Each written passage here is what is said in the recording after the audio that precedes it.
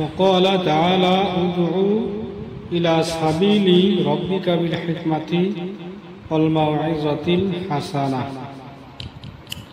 আল্লাহ তাআলা আপন রাসূল সাল্লাল্লাহু আলাইহি ওয়াসাল্লামকে সম্বোধন করিয়া ইরশাদ করিয়াছেন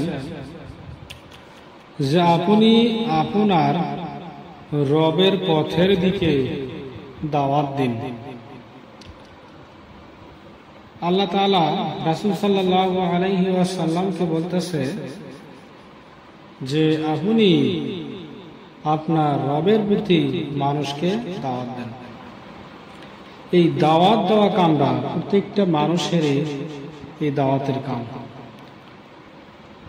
হযরত আবু বকর সিদ্দিক রাদিয়াল্লাহু তাআলা আনহু যখন আল্লাহর নবী হাত ধরে যখন মুসলমান হলেন, হওয়ার পর আবু বকর সিদ্দিক রাদিয়াল্লাহু তাআলা আনহু জিজ্ঞাসা করেছিলেন, ইয়া রাসূলুল্লাহ, আমি তো আজকে মুসলমান হইলাম, আমার কাম কি? রাসূল সাল্লাল্লাহু আলাইহি সাল্লাম বলছে যে আমারও যে কাম